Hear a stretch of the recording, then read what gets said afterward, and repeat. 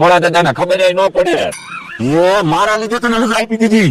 હા, ભોળા દાદા એ બકુલભાઈ પ્લાન બનાવ્યો, મને ખબર ન પડી ને મને રજા આપી દીધી. શું પ્લાન બનાવ્યો તો? એ બકુલભાઈ ફોન માં મને કે અર્જન કાકા બોલું, આપડા ગામ ગયો હે, બહુ પૈસા આવ્યા. કાંઈ વાંધો નહીં, હવે તું ન જાતો. તારા અર્જન કાકા થી ભોળા દાદા દિવસ છે ને, તારા અર્જન કાકા ને અહીંયા બોલાવી.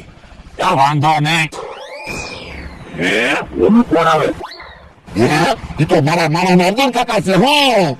અર્જુન કાકા તો બહુ ખટા છે.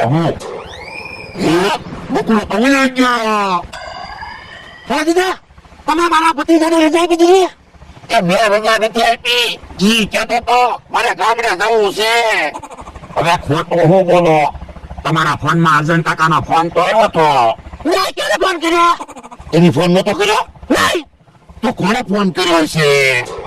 એ બકુલભાઈએ ફોન કર્યો હતો અને તમે બકુલભાઈને ફોન કરવાનું કીધું તું. ના ના, એવું મેં કાંઈ નથી કીધું.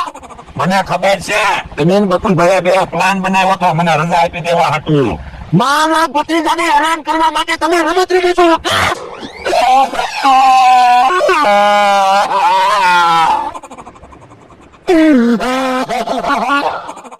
બોલો, હજી તો અર્જુન કાકા થોડા ખીજાણા કે તો રોવા બેઠા.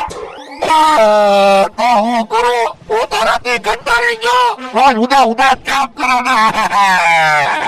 હવે આજ પછી કોઈ દિવસ મારા ભત્રીજાને રજા ન આપે. ધીમે બોલો ને, બીક લાગે. ભમરાભાઈ, હવે બહુ ન ખીજાતા. ભમરાભાઈ છે? હા, તમે બકુલભાઈ ને અર્જુન કાકા બનાવીને ફોન કરવાનું કીધું તો મેં મમરાભાઈ ને અર્જુન કાકા બનાવ્યા. એટલે તો મારે જવું તો છે ને.